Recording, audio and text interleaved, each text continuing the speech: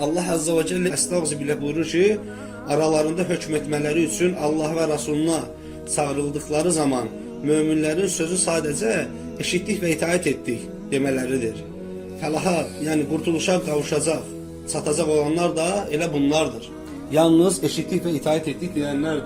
Biz bilirik ki eşitlik ve itaat ettik müminin neydi vəsiflərindən biridir. Müslümanın rengidir.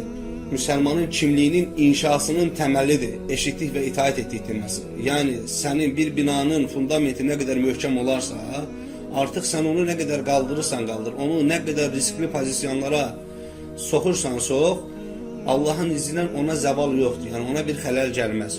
Allah Azza ve Celle Bəqərə suresinin 284. ayetinde onu buyurur. Deyir ki, Allah onların çölə vurduqlarını da, içlərində saxladıqlarını da bilir ve Allah bunlardan dolayı onları hesaba çəkəcək. Bu ayet indiği zaman Nebi sallallahu aleyhi ve selleme Müslümanların içinde teşviş düşür. Ve İbn Abbas rivayet edir ki, ve bir grup Suffə əhli ve yaxud da bir rivayətdə gəlir ki, ve bir grup səhabə geldik Allah Resulünün yanına sallallahu aleyhi ve sellem. Ve dedik ki, ey Allah'ın Resulü, biz Allah'ın bize vəzifələndirdikləri şeyleri edirik. Hansı ki, oruc, namaz, zekat, cihad, bunları edirik. Lakin bu ise bizim nəfsimizə çox ağır gəldi. Peygamber sallallahu aleyhi ve sellem deyir ki, dayanın, siz ne edirsiniz deyir. Siz de sizden öncəkiler kimi, yani kitap ehli kimi eşitlik ve isyan ettik mi diyeceksiniz. Halbuki deyir, Rabbinizin sizden duymak istediği قَالُوا سَمِعْنَا وَاَتَعْنَا eşittik ve itaat ettik.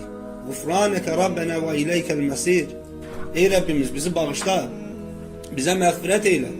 Sahabe artık Peygamber sallallahu aleyhi ve sellemin bu örgətmiş olduğu lafzları virt halına getirir. Səhərdən akşama kadar ve ümumiyyətlə her ibadetler arası bu sözleri diyerdiler. قَالُوا سَمِعْنَا وَاَتَعْنَا غُفْرَانَكَ رَبَّنَا وَاِلَيْكَ الْمَسِيرِ Artık bunu tesbih halına getirmiş. Durmadan deyirlər, eşittik ve itaat ettik. Ey Rabbimiz bizi bağışla, bizi məğfirət eyle.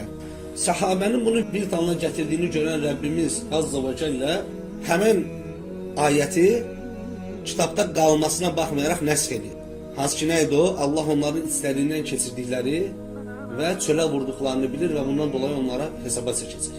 Ve Allah Azza ve Celle la yukellifullahu nefsen illa vus'aha. Allah heç kimi gücünün çatmayacağı şeylə yükləməz. Ayetini nazil edir. Allah Azza ve Celle önceden yolladığı bir şeyle bunun imanını yok. Görək kulum eşittik ve itaat ettik.